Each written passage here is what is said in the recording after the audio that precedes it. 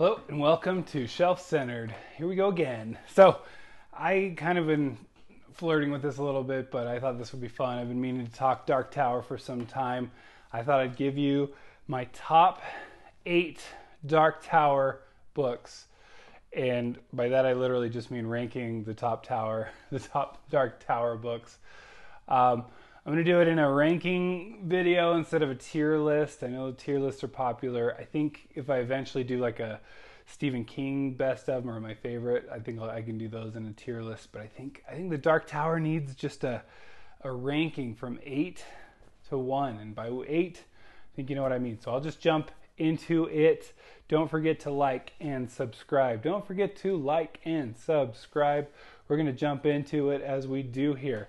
So the number 8, last place in the Dark Tower. And I think this is more of a statement as to the excellentness, that's a word, don't look it up, of the Dark Tower, and less of a statement as to how bad a book is if you're last in the Dark Tower. Because this is one of my favorite series. That's why I like talking about it. That's why I wanted to talk about it. So again, it's comparative, so you can have comparative of the highest tier, right? So these are like a S or A tier comparison, really. So 8, gonna have to go with The Wind Through the Keyhole. It makes sense. It's good. It's a Dark Tower novel, and I guess it maybe sets up that more can kind of just come whenever.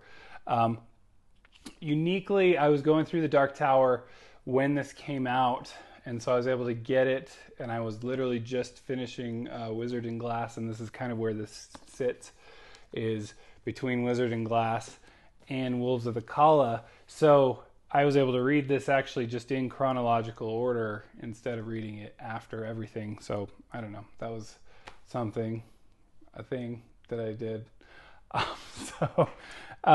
But anyway, it's going to be 8. It's fine. It's good. It's a good story. It's a story within a story within a story. It's very Inception-y storied. Not like it's about dreams or anything. Is it? Maybe it is a little bit. Been a while.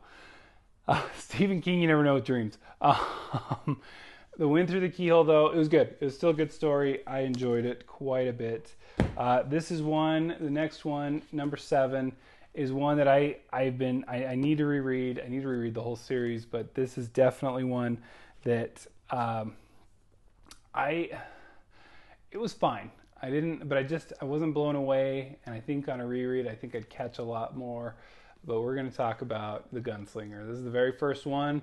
It's got the iconic line, the man in black, what is it? The man in black fled across the desert and the gunslinger followed. I mean, it's a classic line. And it was good. I remember just being like, yeah, that's fine. And I could tell I won't go into my whole Stephen King story, but I attempted The Stand first, could not get into it because I was like, it's supposed to be the best Stephen King ever. Couldn't get into it, so I started this. I was like, okay, that's a little more, doable, less of a commitment. And I remember being like, yeah, it's fine. We'll get into why I became a fan in a second. Let's see. Number 6. So this is one that I think is usually people's bottom. And so that spoils it a little bit. But this was one I was actually, and maybe it was because I knew it was lesser thought of. But Song of Susanna, you like my eclectic bunch. I don't have one book that's even, I guess this and Wolves of the Call, I think they're the only ones that match in my collection. I need to remedy that. Song of Susanna, I liked it. I think one of the problems is it's just more of a connection. It's not really its own book. It's more of like a part of Wolves of the Call, or just the intro to the Dark Tower book. But this is definitely, we're going to put it 6th. It's on the lower, but again, we're talking lower of a great series.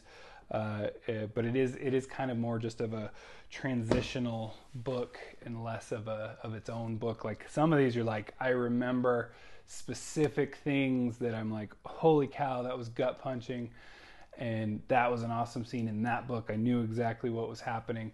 Song of Susanna, I'm like, was that in the Dark Tower or was it in Song of Susanna? I forget where we were at that point. But anyway, all right. This bad boy, again, one of a couple hardcovers apparently. I even got a trade paperback in here. So the Dark Tower here, that was a good one. I mean, is a good ending. I think, I know some people dislike the ending. Mike's book review. But then I respect it. I don't think you can go in, because this is one of those weird ones. Stephen King does a Stephen King on you and goes, hey, there's an ending, but then there's another ending. And so do you like double endings? And of course, are you going to be like, no, I'm not going to read the second ending. Who could possibly go, yeah, I'm fine with the first ending. I won't try to figure out what else is going on. I liked it. And again, this is no spoilers if I hadn't mentioned that. No spoilers, just rankings. Why I liked them. But this was good. I thought it was a fitting ending.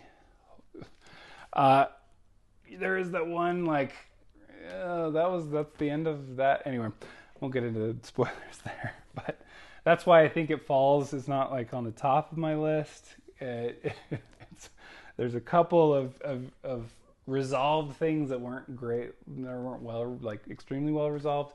But again, I liked the ending. I think prepared for a weird ending, and we did not get disappointed there. All right, number 4, Wolves of the Kala. This is the kind of first after the accident, as I understand it. Like I said, I read these all when they were all out, even the latest. So even the Went Through the Keyhole, technically.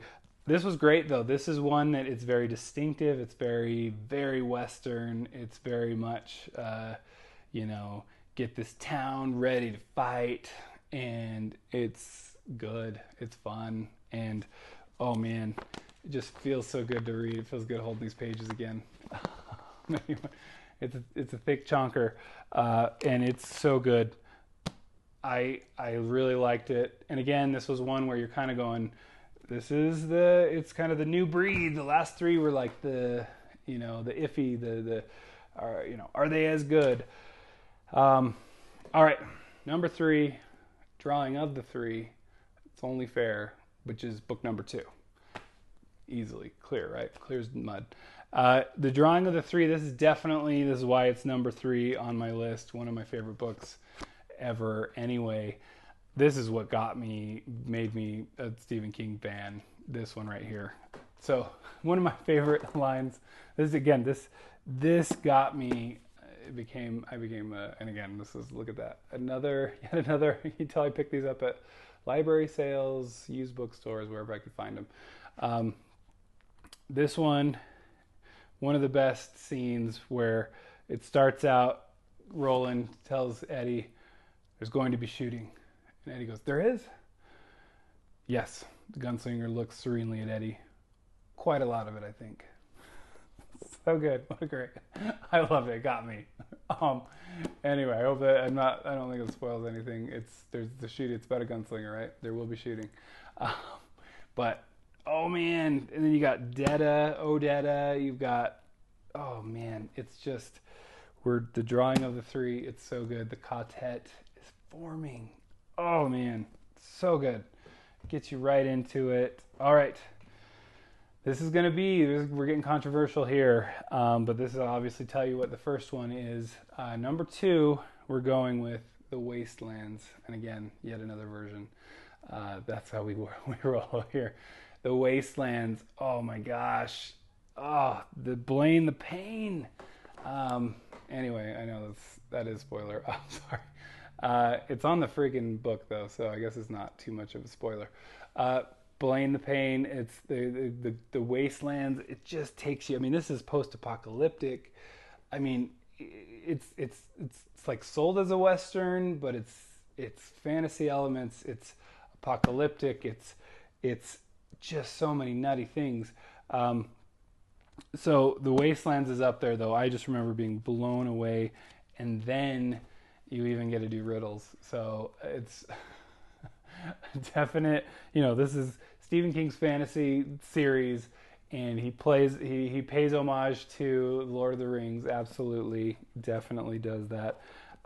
Wastelands is gosh, one of the best, and I think a lot of people's favorite, but this one's mine, as you clearly know by now, if you've even looked up the series and don't know anything other than that. And again, the last different version of the series. This is actually not even the version that I read. I don't know where that one went, and I couldn't find it, so then I got this one for some reason. Wizard in Glass is, I'm going to throw this out there, best love story ever told. I said it, and I'll fight you on it. Best love story. For my money, this is the best love story right there. Oh my gosh. And I know, I can see the frustration I know that people had with, they're slowly getting Dark Tower books as King's publishing them. And then he takes Wizard in Glass, book number 4. Yeah, we got a good chunker. This is 672 pages in trade paperback. So it's a healthy boy. And he says, you know what I'm going to do? I'm going to give you a little bit of plot progression that is almost useless. It doesn't matter. But for the most part, I'm just going to do a huge 500 or 600 page long flashback. But again, knowing it going in, I think helps.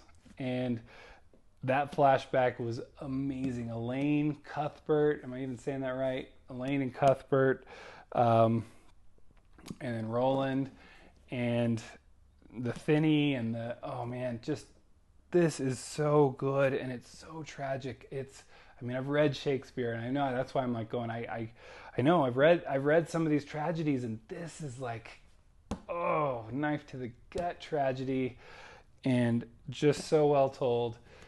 That's why this is one of my favorite series. Highly recommended. Let me know your thoughts. What's your order? What's your rank? Where do you disagree? Where am I wrong? Okay. Hey, thanks for sticking around. Thanks for liking and subscribing. Appreciate your time. And go read some Dark Tower.